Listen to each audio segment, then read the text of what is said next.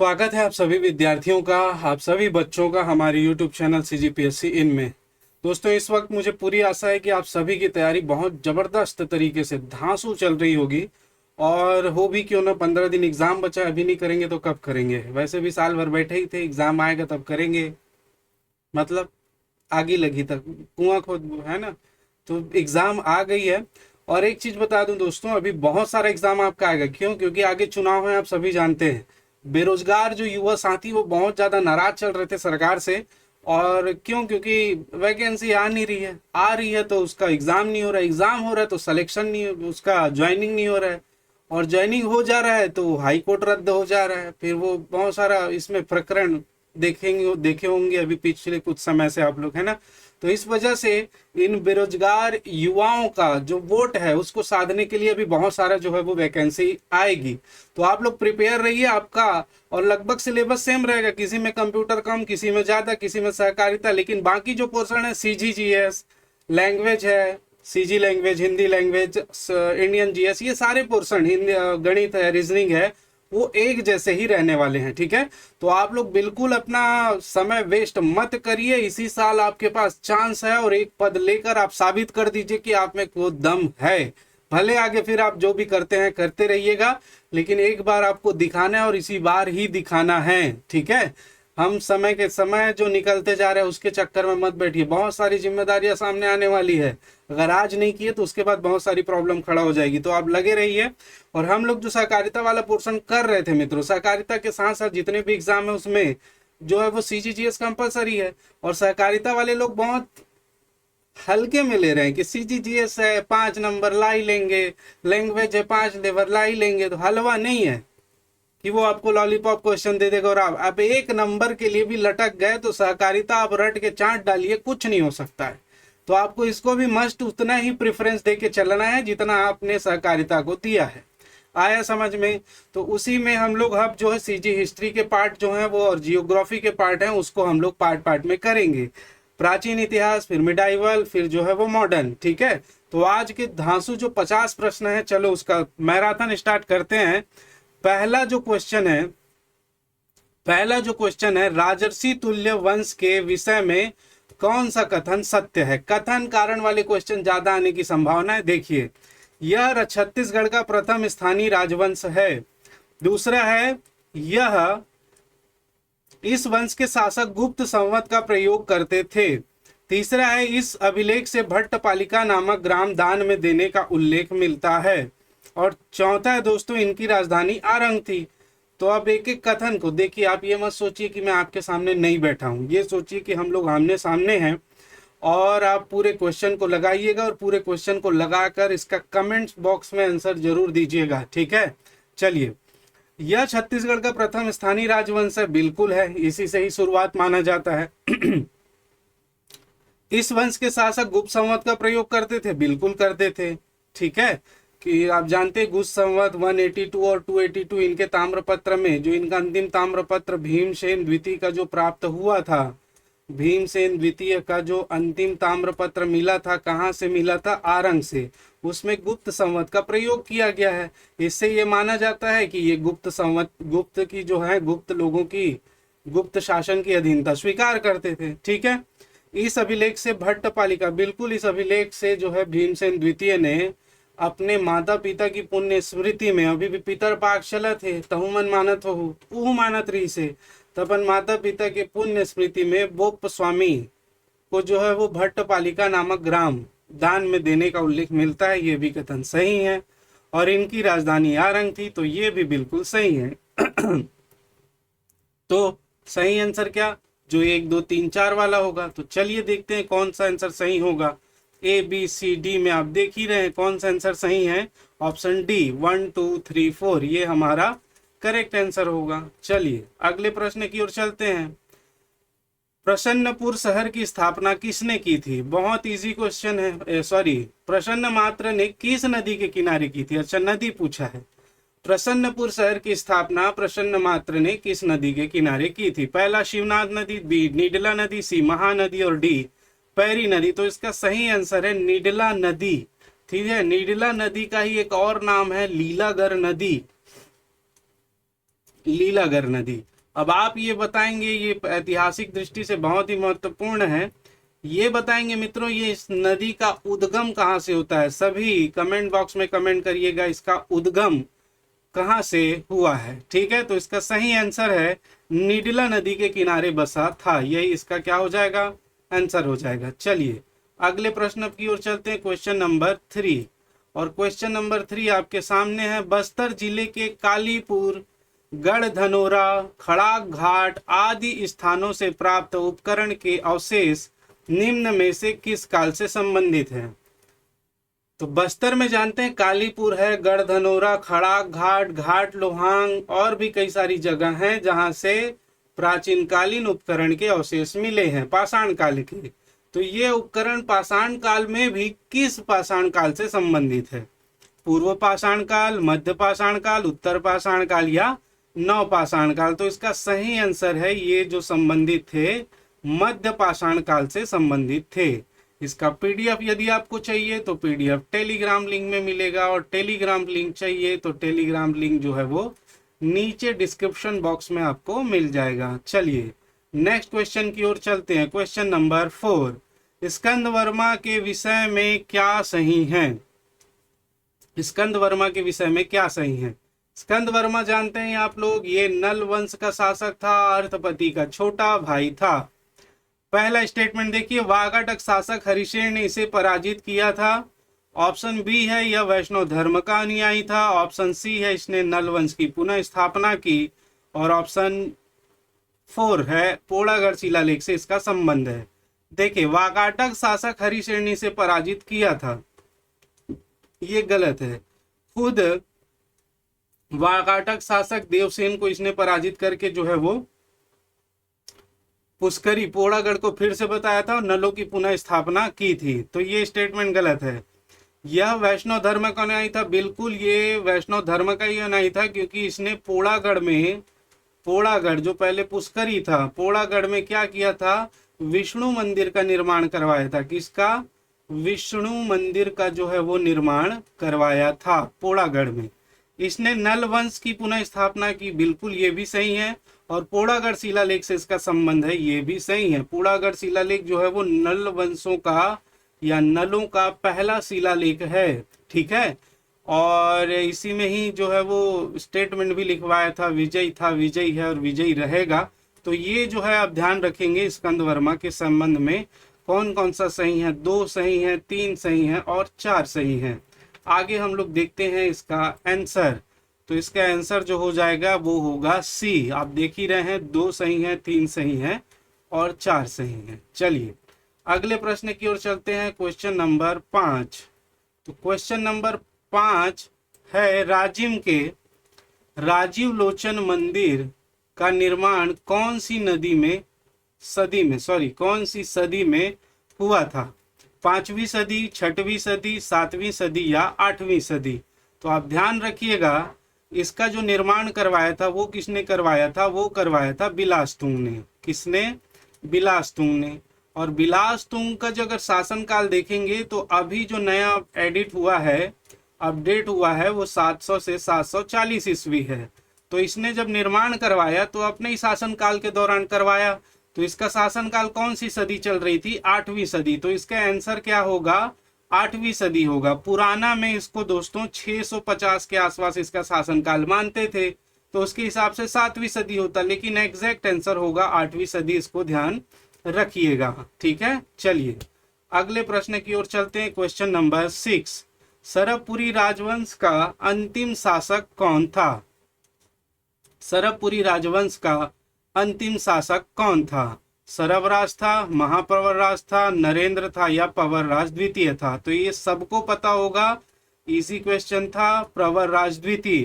तो easy question इसलिए था क्योंकि आपने पढ़ा है, अगर नहीं पढ़ा है उससे पूछिए, आपको इसके बारे में पता भी नहीं चलेगा। चलिए क्वेश्चन नंबर 7। निम्नलिखित शासकों में से कौन सा शासक नल वंश से संबंधित नहीं है। नल वंश से संबंधित नहीं है। बिलासतुंग बिल्कुल नल वंश से संबंधित है। नरेंद्र धवल नल वंश से संबंधित है। अर्थपति भी नल वंश से संबंधित है। तो कौन संबंधित नहीं है दोस्तों? तो यहाँ पर जो आ जाएगा वो आएगा कौन? सोमराज। सोमराज जो है वो नल वंश से संबंधित नहीं है। ठीक है, इसको ध्यान रखेंगे। सोमराज जो है वो नल वंश से संबंधित नहीं है। ऑप्शन 7 का प्रश्न 7 का डी करेक्ट आंसर होगा। चलिए नेक्स्ट प्रश्न की ओर चलते हैं। केसरी बेड़ा ताम्रपत्र का संबंध किस शासक से है? केसरी बेड़ा ताम्रपत्र भवदत्त वर्मन से, अर्थपति से, स्कंद वर्मन से या नरेंद्र धवल से? भवदत्त वर्मन। भवदत्त वर्मन के संबंध में आप जानते हैं रिद्धिपुर अभिलेख। कौन सा अभिलेख? रिद्धिपुर अभिलेख है। ठीक है, अर्थपति से संबंधित है केसरी बेड़ा। बिल्कुल, केसरी बेड़ा जो दिया हुआ है वो इसी से ही संबंधित है, केसरी बेड़ा। और बात करें स्कंद वर्मन की या स्कंद वर्मा की, तो इससे संबंधित अभी हम लोगों ने पढ़ा पोड़ागढ़ अभिलेख। ठीक है, तो इसका जो आंसर होगा अर्थपति होगा, केसरी बेड़ा ताम्रपत्र एकदम करेक्ट आंसर है। चलिए अगले प्रश्न की ओर चलते हैं। Question number 9। क्वेश्चन नंबर 9 क्या है? गरुड़, शंख, चक्र के निशान किस राजा के सिक्के में मिलते हैं? तो आप जानते ही हैं प्राचीन काल में, प्राचीन काल क्या अभी भी अगर बहुत सारे देशों को आप देखेंगे तो वो देश अपने प्रतीक चिन्ह या राजकीय चिन्ह या अपने जो भी जिसको मानते हैं उसका चिन्ह अपने मुहर में, सिक्के में लगाते हैं, नोट में लगाते हैं। ठीक है, तो प्राचीन काल में भी ऐसा करते थे। पर प्राचीन जो राजा थे वो अपने अपने इष्ट का लगाते थे। तो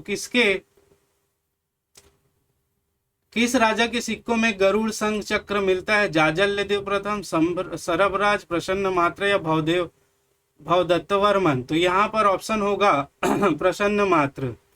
प्रसन्न मात्र का जो सिक्का रहता था मित्रों, ऐसे बीच में जो है वो गरुड़ का चिन्ह, साइड में शंख का, चक्र का और नीचे सी प्रसन्न मात्र, इस प्रकार से इसका सिक्का मिलता था। ठीक है, तो इसको याद रखेगा। Question number 9। क्वेश्चन नंबर 10 की ओर चलते हैं। नल वंश का पतन किस वंश के शासकों के आक्रमण से हुआ? तो नल वंश का पतन किस वंश के आक्रमण से हुआ? सरबपुरी शासक, नहीं, पांडुवंशी, सोमवंशी। यहाँ पर दिया हुआ है मित्रों छिंदक नागवंशी शासक। अब वहां पर छिंदक नागवंशी नहीं लिखा है, लेकिन लिखा है संभवतः नागवंशी शासकों ने इसका जो है वो क्या किया था? आक्रमण करके इसका पतन किया था। तो इसका आंसर होगा छिंदक नागवंशी। मैं आप लोगों को बता दूं कि कई लोग सोचते हैं कि सर ये क्या, क्योंकि ये बात कई प्रश्न ऐसे रहते हैं जो विवादास्पद रहते हैं मित्रों। तो विवादास्पद मैं वही बता रहा हूं जो बुक्स में लिखा है और जो आंसर लिया गया है। अब इसमें क्या उस समय एक्चुअल में एग्जैक्ट तो लिखा हुआ मिलता नहीं था, इसलिए आप ध्यान रखिएगा कि ये मेरे विचार नहीं है, ये हिस्ट्री में जो लिखा हुआ है वही चीजें आपसे शेयर की जा रही है। नेक्स्ट, किस वंश के शासक स्तंभेश्वरी देवी के उपासक थे? स्तंभेश्वरी नहीं है मित्रों, ये एक्चुअल में स्तंभकेश्वरी देवी है। स्तंभकेश्वरी देवी। ठीक है, तो स्तंभकेश्वरी देवी के उपासक थे सरबपुरी वंश, नल वंश, पर्वत द्वारक वंश या राजर्षि तुल्य कुल वंश? इसका आंसर आप जानते हैं कौन सा? पर्वत द्वारक वंश। ध्यान रखिएगा। चलिए, स्तंभकेश्वरी देवी के उपासक थे। Question number 12। सिंगनपुर की गुफा के बारे में क्या सही है? पहला, यह रायगढ़ जिले में स्थित है। बिल्कुल, यह रायगढ़ जिले में स्थित है। यहाँ की चित्रकारी काले रंग की है। गलत, यहाँ की चित्रकारी काले रंग की नहीं है। यहाँ पूर्व पाषाण काल एवं उत्तर पाषाण युग के औजार मिले हैं। बिल्कुल मिले हैं, यहाँ पूर्व पाषाण काल एवं उत्तर पाषाण काल के औजार। चौथा, यहाँ से एक मत्स्य कन्या का चित्र मिला है। बिल्कुल गलत है। तो ऑप्शन 1 सही है और ऑप्शन 3 और 1 सही है। आइए हम लोग इसका आंसर जो है वो देख लेते हैं, इसका आंसर कौन सा होगा। तो इसका आंसर होगा 1 और 3, ऑप्शन डी आप देख रहे हैं, यही इसका राइट आंसर होगा। आपको पीडीएफ चाहिए मैं बता दिया हूँ, टेलीग्राम में मिलेगा, ज्वाइन करके रखिएगा। आगे चलते हैं। Question number next 13। छत्तीसगढ़ के बानबरद नामक स्थान से 20 स्वर्ण सिक्के प्राप्त हुए हैं। ये सिक्के किस वंश से संबंधित हैं? ये वाकाटक वंश, गुप्त वंश, सातवाहनकालीन वंश या राजर्षि तुल्य कुल वंश? तो ये सिक्के आप जानते हैं गुप्त वंश से संबंधित है। समुद्रगुप्त, चंद्रगुप्त के से संबंधित सिक्के जो यहाँ से प्राप्त हुए हैं, तो इसको ध्यान रखिएगा, गुप्त वंश से। आगे चलते हैं नेक्स्ट क्वेश्चन की ओर। Question number 14। कौन सा स्थान नवपाषाण काल से संबंधित नहीं है? तो नवपाषाण काल से कौन सा संबंधित नहीं है? तो अर्जुनी बिल्कुल है, चितवा डोंगरी बिल्कुल है, बोन टीला बिल्कुल है, धनपुर ये जो है वो नवपाषाण काल से संबंधित नहीं है और यही हमारा आंसर है। इसका ट्रिक्स है, आप जानते हैं दोस्तों, इसका ट्रिक्स है नवा अटैची। नवा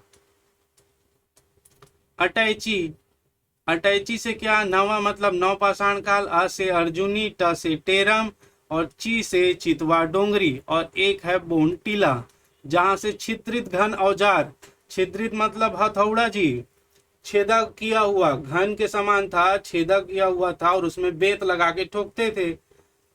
तो हस्तचलित हथौड़ा प्राप्त हुआ है कहां से, बोन टीला। ठीक है, तो इसको ध्यान रखिएगा। तो इसका आंसर हो जाएगा धनपुर। चलिए नेक्स्ट प्रश्न, क्वेश्चन नंबर 15 की ओर चलते हैं। छत्तीसगढ़ राज्य के लिए दक्षिण कोसल शब्द का उल्लेख नहीं है, तो किस इनमें से किस में छत्तीसगढ़ राज्य के लिए दक्षिण कोसल शब्द का उल्लेख नहीं है। रामायण में तो बिल्कुल है, दक्षिण कोसल और उत्तर कोसल का जिक्र मिलता है। विंध्याचल के पर्वत के ऊपर उत्तर कौशल और नीचे दक्षिण कौशल। बात करें वृहत संहिता में तो वराह मिहिर, एक प्रसिद्ध विद्वान हुए थे शास्त्री जी, वराह मिहिर, इनकी जो रचना है वृहत संहिता, उसमें भी दक्षिण कोसल का उल्लेख है। महाभारत के सभा पर्व में कोसल का उल्लेख है मित्रों, दक्षिण कोसल का उल्लेख नहीं मिलता। किसका मिलता है, कोसल का मिलता है। तो यही हमारा इसका आंसर होगा। जाजल देव प्रथम के रतनपुर अभिलेख में भी दक्षिण कोसल का उल्लेख है। ठीक है, तो इसका आंसर हो जाएगा सी, जिसमें नहीं। चलिए अगले प्रश्न की ओर चलते हैं। क्वेश्चन नंबर 16, सरबपुरी वंश में किस शासक के 8 ताम्रपत्र प्राप्त हुए हैं। किस शासक के 8 ताम्रपत्र, तो जानते हैं सरबराज, नरेंद्र, सुदेवराज, व्याघ्रराज। बहुत इजी प्रश्न था, सुदेवराज। ठीक है, मल्हार से और सिरपुर से टोटल 8 ताम्रपत्र प्राप्त हुए हैं। ठीक, चलिए आगे चलते हैं नेक्स्ट प्रश्न की ओर। क्वेश्चन नंबर 17, किस स्थान से 500 महापाषाण कालीन युगीन स्मारक प्राप्त हुए हैं। सिंगनपुर, धनोरा, बोतलदा या अर्जुनी। तो आप जानते हैं इसका एग्जैक्ट नाम है गढ़ धनोरा, गढ़ धनोरा। और ये कहां पर है, तो ये है कोंडागांव। कहां पर है, कोंडागांव में है। और एक चीज ध्यान रखिएगा आप लोग, कोंडागांव में तो है बट कई जगह धनोरा को दुर्ग वाला धनोरा लिखा हुआ है, लिया गया नहीं बोलता मैं, लिखा हुआ है, लेकिन पुस्तक में, हिंदी ग्रंथ एकेडमी की ही बुक में। लेकिन ये गलत होगा, ये सही होगा मित्रों, याद रखिएगा गढ़ धनोरा, कोंडागांव। यहाँ से 500 महापाषाण युगीन स्मारक जो है वो मिले हैं। चलिए आगे चलते हैं। क्वेश्चन नंबर 18, सातवाहन कालीन काष्ठ स्तंभ किस स्थान से प्राप्त हुआ है। सातवाहन कालीन काष्ठ स्तंभ मिला है दोस्तों, वो कहां से प्राप्त हुआ है, किरारी, बालपुर, बूढ़ी खार या मल्हार। तो ये मिला है किरारी से। किरारी का काष्ठ स्तंभ आप जानते ही हैं, किरारी कहाँ है, चंद्रपुर, चंद्रपुर के डभरा तहसील, डभरा तहसील का एक गांव है किरारी, वहां पर है एक तरिया, तरिया मतलब समझ रहे हैं, तालाब। वहां से मिला है एक काष्ठ स्तंभ, जिसमें दोस्तों सातवाहन कालीन जो है वो कर्मचारियों, अधिकारियों के नाम लिखे हुए हैं। ठीक है, तो इस बात को ध्यान रखिए। बूढ़ी खार से तो मूर्ति मिली है, बालपुर से मुद्राएं मिली है। आगे हम लोग एक एक करके देखेंगे। चलिए नेक्स्ट क्वेश्चन नंबर 19, महाभारत काल में चित्रांगदपुर कहलाता था, निम्न में से कौन सा है जो चित्रांगदपुर कहलाता था। रतनपुर, सिरपुर, चक्रकोट या बस्तर। तो इसका आंसर है मित्रों सिरपुर, करेक्ट आंसर है सिरपुर। आप जानते ही हैं अर्जुन का विवाह हुआ था चित्रांगदा से और इन दोनों का संतान था बभ्रुवाहन। बभ्रुवाहन ने राजधानी बनाई थी सिरपुर को और सिरपुर का ही नाम क्या रख दिया था, चित्रांगदपुर। ठीक है, तो इसको याद रखेगा, सिरपुर करेक्ट आंसर। चलिए क्वेश्चन नंबर 20, कुषाण कालीन शासकों में कनिष्क के सिक्के प्राप्त हुए हैं, कहां से, तेलीकोट, खरसिया, बालपुर, रायगढ़, मल्हार, बिलासपुर, किरारी, जांजगीर चांपा। तो बालपुर से तो अपीलक, सातवाहन कालीन राजा अपीलक की मुद्रा प्राप्त हुई है। तेलीकोट खरसिया रायगढ़ में है ये। तेलीकोट खरसिया से जो है वो कनिष्क के सिक्के प्राप्त हुए हैं मित्रों। तेलीकोट खरसिया से किसको प्राप्त हुए हैं? डॉक्टर सी के साहू। सी के साहू, ठीक है, ध्यान रखेंगे। चलिए, तो तेलीकोट इसका करेक्ट आंसर होगा। आगे चलते हैं। रोम की स्वर्ण मुद्रा प्राप्त हुई है। तो रोम की स्वर्ण मुद्रा कहां से प्राप्त हुई है? बालपुर से नहीं, किरारी से नहीं, मल्हार से नहीं। इसका सही आंसर है चकरबेड़ा से। कि यहां से प्राप्त हुई है? चकरबेड़ा से, ठीक है। आगे चलिए, क्वेश्चन नंबर 22। सातवाहनकालीन कर्मचारियों अधिकारियों के पद नाम का उल्लेख मिलता है। इसके बारे में अभी हम लोगों ने बात की थी। इसका पद नाम का उल्लेख मिलता है इसके काष्ठ स्तंभ में। किरारी का जो काष्ठ स्तंभ मिला है। और आपसे एक प्रश्न है, कमेंट बॉक्स में बताइएगा, किरारी के काष्ठ स्तंभ की रचना, किरारी के काष्ठ स्तंभ की रचना एक पुस्तक लिखी गई थी किरारी के काष्ठ स्तंभ पर। इसकी रचना किसने की है? किस कवि ने इसकी रचना की है? कमेंट बॉक्स में कमेंट करके बताइएगा। चलिए अगले प्रश्न की ओर चलते हैं हम लोग। Question number 23। निम्नलिखित में से किसकी शिक्षा प्रसिद्ध कवि कालिदास द्वारा हुई है? पृथ्वीसेन द्वितीय, प्रवरसेन फर्स्ट, प्रवरसेन द्वितीय, देवसेन। तो इसमें आप करेक्ट आंसर लगाएंगे प्रवरसेन द्वितीय। के समय जो है वो महाकवि कालिदास यहाँ पर आए थे। कहाँ पर आए थे? तो ये सरगुजा में रामगढ़ की पहाड़ी में इन्होंने अपनी प्रसिद्ध रचना मेघदूतम की रचना की थी। मेघदूतम की रचना की थी, ठीक है। और इस सरगुजा को ही स्वर्ग का द्वार, और खासकर रामगढ़ को स्वर्ग जाने का रास्ता, ठीक है। तो अभी नंबर नहीं आया है, तो उसने कहा था स्वर्ग जाने का रास्ता। किसने? कालिदास जी ने।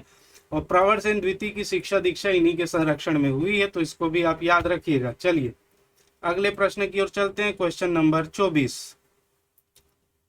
सर्वाधिक शैलचित्र कहाँ से पाए गए हैं? तो ये तो लॉलीपॉप क्वेश्चन सभी जानते हैं, छत्तीसगढ़ का बच्चा बच्चा जानता है। कहाँ से पाए गए हैं? रायगढ़ से। सर्वाधिक शैलचित्र रायगढ़ से पाए गए हैं। नेक्स्ट प्रश्न है क्वेश्चन नंबर 25। महाभारत के किस पर्व में छत्तीसगढ़ का नाम कौशल मिलता है? इसको मैंने अभी बताया था, ठीक है। महाभारत के सभा पर्व में छत्तीसगढ़ का जो नाम है वो क्या मिलता है? कौशल मिलता है। इसको ध्यान रखिएगा, ठीक। चलिए क्वेश्चन नंबर 26।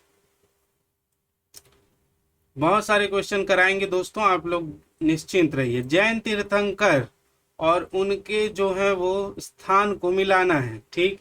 यहाँ पर देखिए, प्रथम तीर्थंकर ऋषभ देव जी, द्वितीय 23वें पार्श्वनाथ जी, और 24वें महावीर स्वामी जी, और नेक्स्ट है 16वें शांतिनाथ जी। तो प्रथम ऋषभ देव, ये कहाँ से इनकी मूर्ति प्राप्त हुई है जैन तीर्थंकर की? तो ये है गूंजी शक्ति से मिला है हमको, ठीक। 23वां जो मिला है नगपुरा दुर्ग, 24वां जो मिला है आरंग रायपुर, और 16वां जो मिला है भाटा मुड़ा बस्तर। तो यहाँ पर सीक्वेंस क्या बनेगा? 1 का द, 2 का आ, और 3 का ब, और 4th का बन रहा है मित्रों 4th का सा, ठीक है।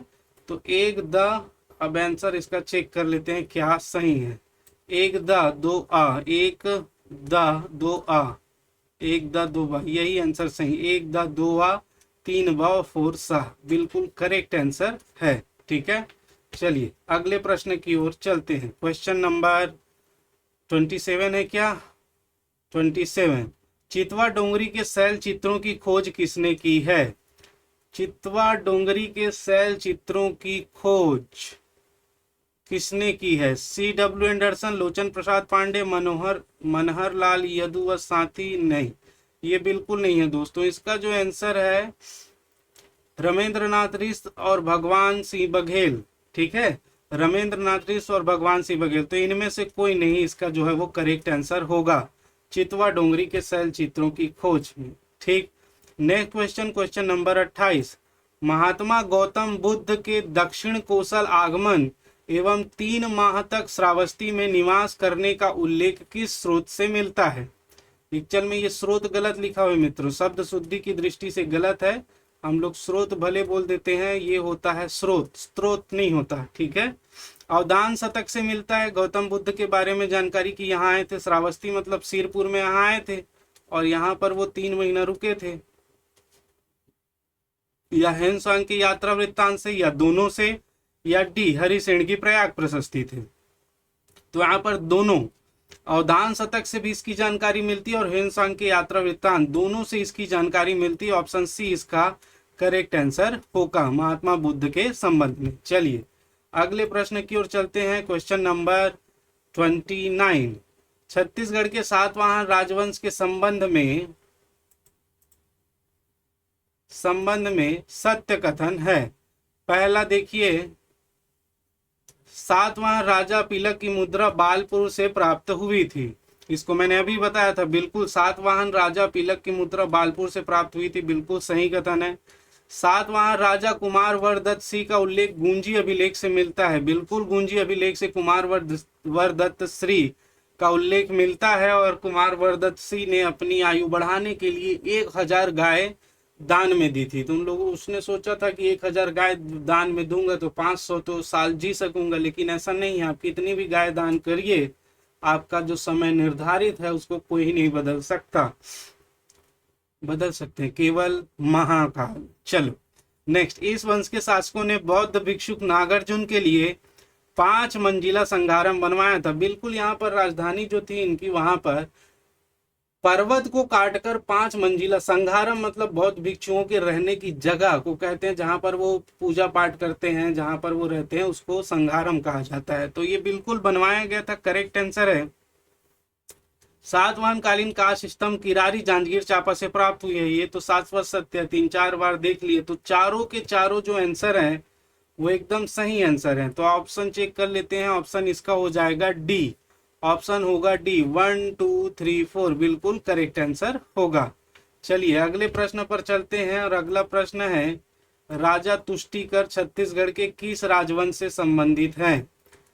राजा तुष्टिकर छत्तीसगढ़ के किस राजवंश से संबंधित है? मेघवंश से, राजर्षि तुल्य कुल वंश से नहीं है, सोम वंश से नहीं है, ये है पर्वत द्वारक वंश से। ऑप्शन सी इसका करेक्ट आंसर होगा। राजा तुष्टिकर जो है वो छत्तीसगढ़ के पर्वत द्वारक वंश से संबंधित है। नेक्स्ट प्रश्न है, राजर्षि तुल्य वंश की राज मुद्रा में किसका चिन्ह अंकित है? तो राजर्षि तुल्य कुल वंश की राज मुद्रा में सिंह का चिन्ह अंकित है। सभी लोग जानते होंगे किसका, सिंह का चिन्ह अंकित है। 31 का बी। चलिए नेक्स्ट प्रश्न की ओर चलते हैं। 13, कुरुद व पीपरदुला ताम्रपत्र का संबंध किस शासक से है? सरबराज से नहीं, महाप्रवर राज से नहीं, नरेंद्र से कि मनमात्र से? तो बिल्कुल नरेंद्र से संबंधित है पीपरदुला ताम्रपत्र। और अपने शासन के 24वें वर्ष में इसने कुरुद से जो है वो ताम्रपत्र जारी किया था। तो ये संबंध किससे है? नरेंद्र से। ठीक है, आप लोग बताएंगे ये नरेंद्र जो है वो किस वंश से संबंधित है? ठीक है, किस वंश से संबंधित है? इसका आप जो है नीचे कमेंट बॉक्स में जवाब जरूर देंगे, छोड़ेंगे नहीं भाई। चलो, बचपन में हम लोग बोलते थे ना, माता दाई खप्पा वाली बात हो जाए फिर। नेक्स्ट क्वेश्चन नंबर 33, गजलक्ष्मी किस राजवंश का राजकीय चिन्ह है? गजलक्ष्मी सरबपुरी वंश का, राजर्षि नल वंश का, राजर्षि तुल्य कुल वंश का, सरबपुरी वंश का, या पांडु वंश का? तो ये किस वंश का राजकीय चिन्ह है? तो नल वंश का नहीं है, राजसी तुल्य कुल वंश का नहीं है, ये सरबपुरी वंश इसका करेक्ट आंसर होगा। वैसे मैं बता दूं दोस्तों, कई सारे जो हम जो डायनेस्टी देखते हैं, जो वंश देखते हैं, वहां पर उनका जो राजकीय चिन्ह कई लोग गजलक्ष्मी का प्रयोग करते थे, लेकिन विशेष रूप से यहाँ पर जो ऑप्शन दिया है उसके हिसाब से ये सरबपुरी वंश होगा। इस बात का आप ध्यान रखेंगे। ठीक है, चलिए क्वेश्चन नंबर 34, 34 नंबर के प्रश्न की ओर चलते हैं। निम्नलिखित में से कौन सा राजवंश संस्कृत और ब्राह्मणों को महत्व देते थे? तो सभी लोग संस्कृत और ब्राह्मणों को महत्व देते थे। राजसी तुल्य कुल वंश, पांडु वंश, अमरज कुल या नल वंश? तो इसका सही आंसर है अमरज कुल। इसी को ही कहा जाता है अमरार्य कुल। क्या कहा जाता है? अमरार्य कुल। इसी को ही हम जानते हैं सरबपुरी वंश। क्या? सरबपुरी वंश के नाम से। ठीक, तो ये ब्राह्मणों और संस्कृत को बकायदा महत्व देते थे। चलिए नेक्स्ट क्वेश्चन की ओर चलते हैं। क्वेश्चन नंबर 35, मौर्य काल से संबंधित कौन सा कथन सत्य है? पहला, सीता बेंगरा जोगीमारा गुफा का संबंध मौर्य काल से है। बिल्कुल मौर्य काल से है, यहाँ से इसके अभिलेख प्राप्त हुए हैं। नेक्स्ट, देवदत्त और सुतनुका के प्रेम का वर्णन सीता बेंगरा गुफा में है। देवदत्त और सुतनुका के प्रेम का वर्णन सीता बेंगरा में। तीसरा, यहाँ से प्राप्त मौर्यकालीन अभिलेख प्राकृत भाषा और ब्राह्मी लिपि में थी। नहीं, मौर्यकालीन आहत सिक्के अकलतरा ठठारी से प्राप्त हुए हैं। तो देखिए यहाँ पर देखें, आप लोग अपना आंसर लगा लीजिएगा। सीता बेंगरा जोगीमारा गुफा का संबंध मौर्य काल से है, बिल्कुल सही है। देवदत्त और सुतनुका के प्रेम का वर्णन सीता बेंगरा गुफा में है, ये गलत है। इनके प्रेम का वर्णन जोगीमारा गुफा में है। कहाँ पे? जोगीमारा गुफा में है। ठीक है, यहाँ से प्राप्त मौर्यकालीन अभिलेख प्राकृत भाषा में नहीं, पाली भाषा में है। किस भाषा में? पाली भाषा में और ब्राह्मी लिपि में। तो ये भी गलत है। मौर्यकालीन आहा सिक्के अकलतरा ठठारी से प्राप्त हुए, ये सही है। तो 1 और 4 बस सही है। तो ऑप्शन हम लोग चेक कर लेते हैं। क्वेश्चन नंबर 35 पहला ही ऑप्शन दिख रहा है, 1 और 4 यही हमारा करेक्ट आंसर है। चलिए अगले प्रश्न की ओर चलते हैं। क्वेश्चन नंबर 36, पाली का प्रशस्ति मंदिर किसने बनवाया था? पाली का प्रशस्ति मंदिर किसने बनवाया था? महाशिवगुप्त, बालार्जुन, सूर्यवर्मन, प्रवरराज या विक्रमादित्य?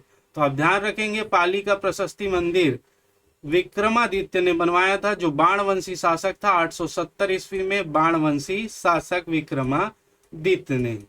ठीक है, अब यहाँ पर ध्यान रखेंगे, पाली का जो शिव मंदिर है, पाली का जो शिव मंदिर है उसी को ही प्रशस्ति मंदिर कहा जाता है। ठीक, तो इसको ध्यान रखिएगा आप लोग। क्वेश्चन नंबर 36, नेक्स्ट क्वेश्चन की ओर चलते हैं। क्वेश्चन नंबर 37, कांकेर के सोमवंश का संस्थापक कौन था? कांकेर के सोमवंश का संस्थापक वाधराज, सिंहराज, सोमदेव, नरहरदेव? आप सभी जानते हो ऑप्शन बी इसका करेक्ट आंसर होगा, सिंहराज। सिंहराज जो है वो इसका सही आंसर होगा, कांकेर के सोमवंश का संस्थापक था। क्वेश्चन नंबर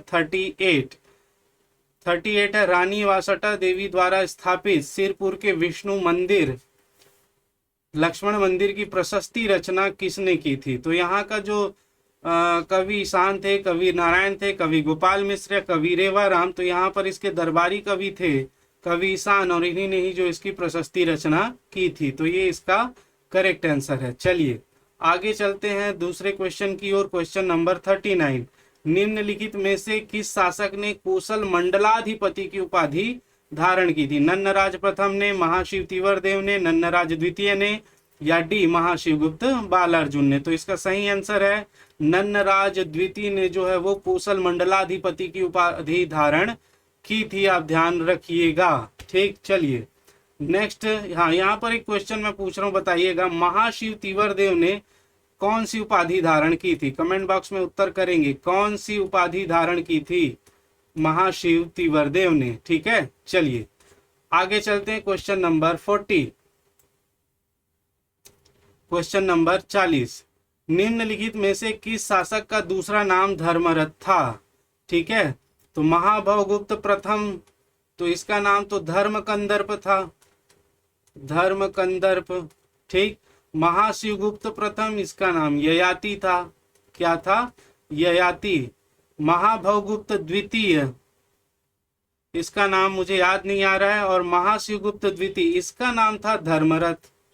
इसका जो नाम था धर्मरथ। अच्छा, इसका नाम भीमरथ था मित्रों, भीमरथ या भीमराज इसको कहा जाता था। ठीक है, तो इसको ध्यान रखिएगा। चलिए, तो हमारा इसका आंसर धर्मरथ संबंधित है ऑप्शन डी से, ये होगा ऑप्शन डी का करेक्ट आंसर। चलिए क्वेश्चन नंबर 41 की बात करें, निम्न शासकों को उनके शासन के बढ़ते हुए क्रम में बताइए। अच्छा, अभी तो बता दिया मैं, बिल्कुल। सबसे पहले धर्मरथ था, फिर भीमरथ था, सबसे पहले धर्मरथ, फिर भीमरथ, धर्मरथ, ययाति। नहीं दोस्तों, पहले धर्मरथ था, फिर भीमरथ था, फिर ययाति था, और फिर धर्मकंदर्प था। ठीक है, तो इसका जो सही आंसर होगा ये होगा आपका 4321।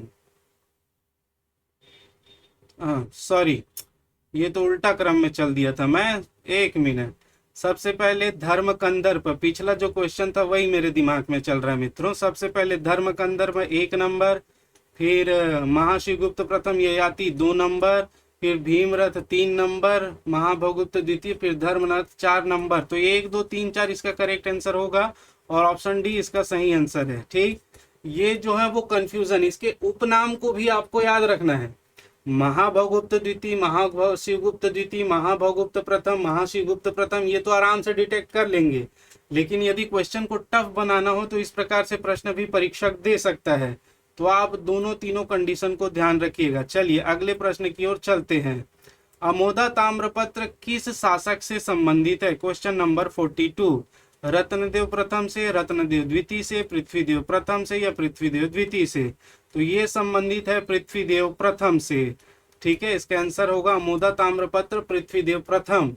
ये जो अमोदा ताम्रपत्र है दोस्तों, इसमें इसको बहुत सारी समाधिगत से पंच महाशब्द महामंडलेश्वर की उपाधि जो है उसको इसमें देखने को मिलती है। तो इसको आप ध्यान में रखिएगा। ठीक है, चलिए यहाँ पर एक क्वेश्चन बताइएगा, रत्नदेव प्रथम का कार्यकाल कब से कब तक था? रत्नदेव प्रथम का कार्यकाल कब से कब तक था? शासनकाल, जी कार्यकाल बोल रहा हूँ, शासनकाल कब से कब तक था? नेक्स्ट है, निम्न कथनों पर विचार करें। बिल्कुल विचार कीजिए। कलचुरी प्रशासन में राजा के अधिकार सीमित थे। दूसरा, शासन के विभागों का दायित्व अमात्य मंडल के सदस्यों का होता था। तीसरा, राज्य गढ़ों में विभाजित था तथा प्रत्येक गढ़ में 84 ग्राम होते थे। चलिए, तो इसका विचार कर लिए होंगे। छत्तीसगढ़ प्रशासन में राजा के अधिकार सीमित थे? बिल्कुल नहीं थे भाई। राजा के अधिकार सीमित होते तो ये त्रिपुरी के राजवंश से आए थे, इन्होंने अपने आप को स्वतंत्र घोषित कर दिया था, तो सीमित होने का अधिकार ही नहीं है। जाजल्य देव का जलजल आप जानते हैं, सोमनाथ को कैसे हराया था, तो यहाँ पर सीमित नहीं थे। बिल्कुल गलत स्टेटमेंट है। नेक्स्ट देखेंगे, प्रशासन के विभागों का दायित्व अमात्य, अमात्य होता है मंत्रिमंडल, तो मंत्रिमंडल के जो सदस्य उनके पास था, ये बिल्कुल सही है, वहां पर मंत्रिमंडल के सदस्यों के पास होता था। तीसरा, राज्य गढ़ों में विभाजित था, प्रत्येक गढ़ में 84 ग्राम होते थे। बिल्कुल, एक गढ़ में 7 बरहें होती थी और 7 बरहें और एक बरहे में 12 ग्राम होते थे। एक बरहे में कितने ग्राम? 12 गांव आते थे, जिसको हम ग्राम बोलते हैं। तो 12 सत्ते 84, एक गढ़ में कितना ग्राम होगा? 84। तो ये भी सही है। तो क्वेश्चन 2 स्टेटमेंट कथन 2 और 3 सही है, तो ऑप्शन सी इसका करेक्ट आंसर होगा। 2 और 3 बिल्कुल करेक्ट है। ठीक, चलिए अगले प्रश्न की ओर चलते हैं। क्वेश्चन नंबर 44, निम्नलिखित कथनों पर विचार कीजिए। पहला, रत्नेश्वर देवालय तुम्बाड़ में है, विचार करिए। रतनपुर में पृथ्वी देवेश्वर मंदिर है, विचार करिए। प्रसिद्ध ज्योतिषाचार्य पद्मनाभ पृथ्वीदेव द्वितीय के दरबार में रहता था, विचार कर लिए। चलिए आगे बढ़ते हैं, अब हम विचार करवाते हैं। रत्नेश्वर देवालय तुम्बाड़ में है, बिल्कुल। रत्नेश्वर और बंकेश्वर देवालय, इसका निर्माण करवाया था रत्नदेव प्रथम ने। ये कहां पर है? तो ये तुम्बाड़ में ही है, जो पहले इसकी राजधानी थी कोरबा। दूसरा, रतनपुर में पृथ्वी देवेश्वर मंदिर स्थित है, तो ये रतनपुर में नहीं है दोस्तों, ये बिल्कुल रतनपुर में नहीं है, ये भी तुम्बाड़ में ही है। कहाँ है? तुम्बाड़ में ही है, तो ये गलत है। इसका निर्माण करवाया था पृथ्वीदेव प्रथम ने। प्रसिद्ध ज्योतिषाचार्य पद्मनाभ को आप जानते हैं, जिन्होंने चंद्र ग्रहण की सटीक गणना की थी, बिना टेक्नोलॉजी बिना साइंस के। तो पृथ्वीदेव द्वितीय के दरबार में नहीं, ये रत्नदेव द्वितीय के दरबार में थे। इसके रत्नदेव द्वितीय के दरबार में। ठीक है, तो ये भी गलत है। तो कौन सा सही है जी? कुछ सही है क्या? हाँ, एक, कोई केवल एक सही है। ऑप्शन दिख भी रहा है, केवल एक ही सही है, बाकी दोनों स्टेटमेंट गलत है। चलो 40 क्वेश्चन नंबर 45, निम्नलिखित में से कौन सी रचना बाबू रेवाराम की नहीं है? तो ब्राह्मण शोध रेवाराम की है, बिल्कुल। रामाश्वमेघ रेवाराम की है। नर्मदा अष्टक भी रेवाराम की है। जैमिनी अश्वमेघ ये कलचुरी कालीन जो कवि थे उसकी ही रचना है मित्र, लेकिन किसकी रचना है? मुझे याद है, आप इसको कमेंट करके बताइए, कमेंट करके बताइए कि इसकी रचना है जैमिनी अश्वमेघ। जैमिनी अश्वमेघ है, भक्ति चिंतामणि है, सुदामा चरित है, ये सब किसकी रचना है? कमेंट बॉक्स में कमेंट करके बताइएगा। चलिए अगले प्रश्न की ओर चलते हैं। Question number 46। क्वेश्चन नंबर 46, निम्नलिखित राजाओं को उनके शासनकाल की क्रम अनुसार लगाइए। प्रिंटिंग मिस्टेक बहुत ज्यादा है, क्रमानुसार भी कर सकते हैं, शासनकाल के क्रमानुसार लगाइए। चलिए तो यहाँ पर सूरज सिंह देव, सम्मान सिंह देव, संतोष सिंह देव और मान सिंह देव। तो यहाँ पर ध्यान रखेंगे, सबसे पहले जो आते हैं मान सिंह देव, फिर आते हैं संतोष सिंह देव, फिर आते हैं सूरज सिंह देव और फिर आते हैं सम्मान सिंह देव। तो हमारा जो क्रम होगा 4 होगा, 3 होगा, 1 होगा और 2 होगा। 4 3 2 1, 4 3 1 2, 1 2, 4 3 1 2, ऑप्शन सी इसका करेक्ट आंसर होगा। ठीक है, तो इसको याद रखिएगा। ये जो अंधकार युग में कलचुरी काल के जो राजा मिले थे उनके नाम है, तो इसको आप याद रखिएगा और बहुत ढंग से याद रखिएगा। इनसे एक दो बार क्वेश्चन पूछा गया है, तो अभी भी पूछा जा सकता है। चलिए क्वेश्चन नंबर 47 की बात करें। कलचुरी कालीन प्रशासनिक व्यवस्था में एक गढ़ में बरहों की संख्या कितनी थी? तो मैंने बताया एक गढ़ में कितने बरहे थे? 7 बरहे थे। और एक बरहे में कितने ग्राम थे? तो 12 ग्राम थे। तो यहाँ पर बरहे पूछे हैं, तो बी इसका सही आंसर होगा। कितने बरहे थे? 7 बरहे थे। चलिए अगले प्रश्न की ओर चलते हैं। Question number 48। Question number 48, Kalachuri शासनकाल में विदेश विभाग का प्रमुख अधिकारी क्या कहलाता था? तो प्रमुख अधिकारी क्या कहलाता था? महाक्षपटलिक, महासंधि विग्रह, महाप्रभात सोलकी। महासंधि विग्रह कहलाता था विदेश विभाग का प्रमुख अधिकारी। राजस्व विभाग का प्रमुख अधिकारी या राजस्व मंत्री महाप्रभात सोलकी कर संग्रहण अधिकारी। महाक्षपटलिक ये कौन से विभाग का अधिकारी था? जरा कमेंट करके बताएंगे तो महाक्षपटलिक कौन से विभाग का अधिकारी था। चलिए नेक्स्ट क्वेश्चन चलते हैं, क्वेश्चन 49 की ओर। रायगढ़ खरसिया के तेलीकोट से कनिष्क के सिक्के की खोज किसने की है? यहां पर देखिएगा, रविंद्रनाथ मिश्र, डीके शाह, कामलेवर मिश्र, भगवान दास। ये डीके शाह नहीं होगा मित्रों, ये सी के साहू दिया हुआ है। ठीक है, तो इसको आप लोग एक बार चेक कर लीजिएगा। देखिए इसको मैं बिल्कुल बता दे रहा हूं, ये सी के साहू एक जगह बुक में दिया हुआ है और ये शाह लिखा है, इसका मतलब ये सी के शाह भी कहीं प्रिंटिंग मिस्टेक से कर दिए होंगे, ऐसा मुझे लगता है। लेकिन यहाँ पर जो आंसर होगा सी के साहू है ना, डॉक्टर सी के साहू। ये डी के साथ मुझे गलत लग रहा है, एक बार इसको चेक कर लीजिएगा। कोई दिक्कत नहीं, बहुत ईजी है, मिल जाएगा, हर बुक में दिया हुआ है, मिल जाएगा। ठीक है, नहीं मिलेगा तो कमेंट कर दीजिएगा, मैं बता दूंगा, कोई इशू नहीं है। चलिए तो अंतिम प्रश्न की ओर चलते हैं। अंतिम जो प्रश्न, क्वेश्चन नंबर 50।